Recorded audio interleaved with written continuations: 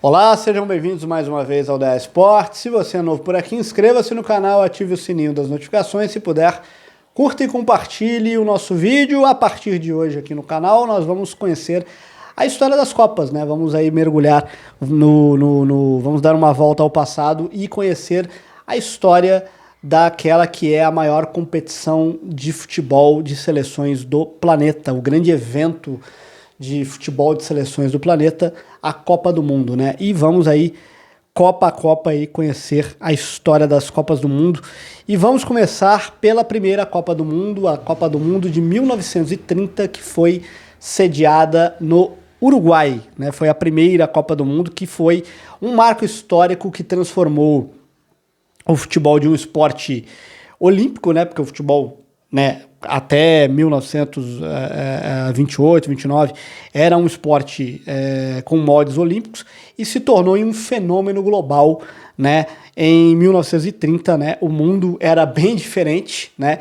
E se a gente parar para pensar hoje, né, a gente vê no passado, não imaginaria que o torneio ganhasse esse tamanho todo que ele ganhou hoje, né? Mas vamos começar. A idealização, né, da Copa do Mundo. A Copa do Mundo, a ideia de um campeonato mundial de seleções, ele vinha sendo construída desde o início do século XX, mas ele esbarrava exatamente na resistência do Comitê Olímpico Internacional. O grande mentor foi Jules Rimet, então presidente da FIFA, né, que deu nome inclusive ao troféu, né, ao antigo troféu da Copa do Mundo. Ele queria uma competição profissional e independente dos Jogos Olímpicos. Em 1928, né, como eu já contei aqui no canal, era em um congresso lá em Amsterdã, né, a FIFA finalmente bateu o martelo e o mundo teria então a sua primeira Copa do Mundo de futebol da história. Por que o Uruguai, né? O Uruguai foi escolhido como a primeira sede da Copa do Mundo. O Uruguai ele foi escolhido por três motivos principais.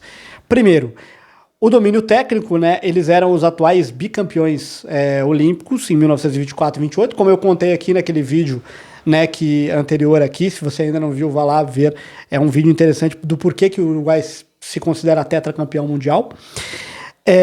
E o Uruguai vivia o auge, né? O time era conhecido como a Celeste Olímpica, né?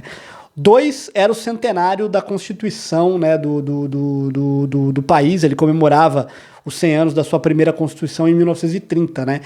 E o terceiro motivo, o investimento, né? O governo uruguaio prometeu construir um estádio monumental, né, o Centenário, né, o mítico Estádio Centenário, para abrigar aí a competição, e também prometeu custear as viagens aí das seleções participantes, né? Vamos chegar lá mais para frente. Como é que foi o formato da competição e os participantes? Diferentemente de hoje, que a Copa vai ter 48 seleções, né? Não houve eliminatórias, né? Os países eles foram convidados. E devido à crise econômica de 1929, né, e a longa viagem de navio, que, né, levava semanas para as delegações, para as seleções chegarem na sede da competição, muitas seleções europeias boicotaram a Copa do Mundo, boicotaram a primeira Copa do Mundo, boicotaram o evento. E aí a Copa do Mundo de 1930 ela foi disputada com apenas 13 seleções, sendo 7 seleções da América do Sul, né? Uruguai anfitrião, Argentina, Brasil, Chile, Peru, Paraguai e Bolívia, uma seleção da América do Norte, os Estados Unidos, e mais 4 seleções da Europa, né? França, Iugoslávia, Romênia e Bélgica, né? E o formato da competição, né? As seleções foram divididas em 4 grupos, um grupo com 4 seleções e os outros 3 com apenas 3 seleções. Os vencedores de cada grupo avançavam direto para as semifinais, e aí fazia aquelas semifinal e final, né? No formato de mata-mata clássico. Os destaques individuais daquela Copa do Mundo: o Guilhermo Stabile, da Argentina, foi o primeiro artilheiro das Copas do Mundo com 8 gols. O curioso é que ele começou o torneio no banco de reservas. Outro destaque foi o José Nasassi, uruguaio, o capitão e líder da defesa uruguaia, conhecida como El Mariscal.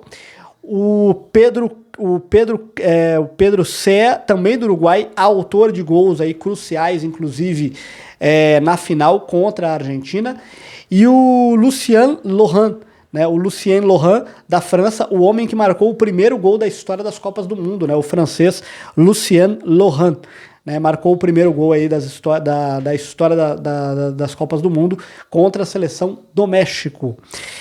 A seleção brasileira de 1930, né, para falar um pouco da seleção, de como veio a seleção brasileira na Copa de 30, o Brasil ele não levou a sua força máxima por causa de uma briga, de um racha político entre as federações, né, do Rio de Janeiro e de São Paulo.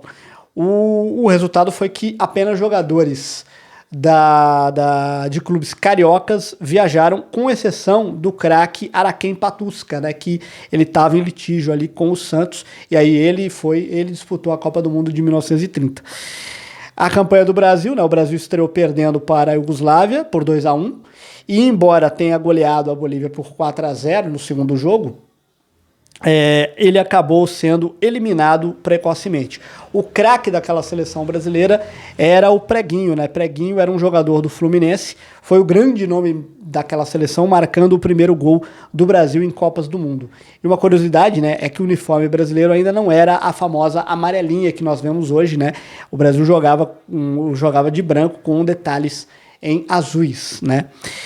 O desfecho daquela Copa, o final foi um clássico do Rio da Prata, né, uma final entre Uruguai e Argentina, que terminou 4-2, né, e até sobre esse jogo, né, a final da Copa do Mundo de 1930 foi um evento assim de proporções dramáticas, porque ele foi marcado por uma rivalidade intensa entre as seleções do Uruguai e da Argentina, que existe ali uma rivalidade forte entre os uruguaios e argentinos,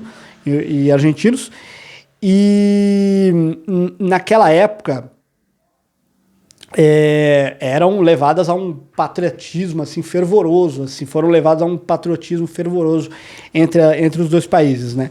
A grande final entre as duas seleções, o jogo aconteceu no dia 30 de julho de 1930, no Estádio Centenário, em Montevidéu. O clima era de guerra, milhares de argentinos cruzaram o Rio da Prata em barcos e gritando Vitória ou Muerte, né, para você ver, para você sentir como estava o clima. Houve uma disputa pelas bolas do jogo, porque antes do apito inicial houve um impasse, né? A Argentina queria jogar com a sua bola, a bola que os argentinos tinham trazido. E o Uruguai queria jogar com a bola deles, né? E aí o árbitro belga, o John Langnus, decidiu pelo meio termo, né? O primeiro tempo foi jogado com a bola dos argentinos, né? E o segundo foi jogado com a bola da seleção uruguaia. O herói do título foi o quarto gol aí, quem marcou o quarto gol foi Héctor Castro, conhecido como El Divino Manco, que não tinha que tinha perdido num acidente, né, o antebraço, ele não tinha o antebraço direito, ele perdeu o antebraço num acidente, e ele até hoje o único atleta deficiente que marcou um gol numa Copa do Mundo, né, e até numa final de Copa do Mundo, né. Umas curiosidades rápidas, né, o Estádio Centenário construído especialmente para a Copa só ficou pronto em meio à competição, ele ficou pronto em meio à competição. As viagens de navio, né, por causa das viagens de navio, as seleções europeias viajavam juntas, né, no navio SS Conte Verde. Durante a semana de travessia, os jogadores treinavam no Convés e faziam exercício para manter aí o condicionamento físico. E o navio ainda parou no Rio de Janeiro para buscar a seleção brasileira, né? E uma curiosidade, né, os árbitros na época usavam paletó, né? Eles não usavam os uniformes que usam hoje, né? Eles usavam paletó. E o primeiro gol da competição foi marcado por Lucien Lohan, como eu já disse anteriormente. Foi o primeiro gol da história das Copas. Na época ele disse que não houve uma celebração especial pelo gol. Ele apenas deu parabéns aí aos outros jogadores e não tinha ideia daquele momento, que era um momento histórico, né? E o artilheiro foi o argentino Guilherme Stabile, né? O artilheiro da Copa era formado em contabilidade, quase não jogou aquela Copa porque estava focado nos estudos, né? E aquela Copa também teve o treinador mais jovem, né? O técnico da Argentina, Juan José Tramutola, tinha apenas 27 anos e até hoje detém o recorde de técnico mais jovem a comandar uma seleção em Copas do Mundo. E foi a melhor campanha dos Estados Unidos em todas as Copas, né? Ele terminou aí no pódio, no terceiro lugar, a melhor colocação da história da equipe americana, da seleção norte-americana numa Copa do Mundo. Então a Copa dá para dizer que a Copa do Mundo ela foi o velho oeste do futebol, né? Sem cartões, sem substituições e com muita improvisação, né? Mas foi o alicerce para todo esse formato, para todo esse sucesso que viria a ser a Copa do Mundo até hoje, né? E se tornou o maior evento de futebol de seleções aí do planeta, né? Talvez o maior evento de futebol do planeta, a Copa do Mundo. Você gostou do vídeo? Gostou aí de conhecer a história da Copa de 1930? No próximo vídeo a gente vem com a história da Copa do Mundo de 1934, que foi realizada na Itália. Mas é isso. Se você gostou do vídeo, curta e compartilhe. Eu fico por aqui e até a próxima.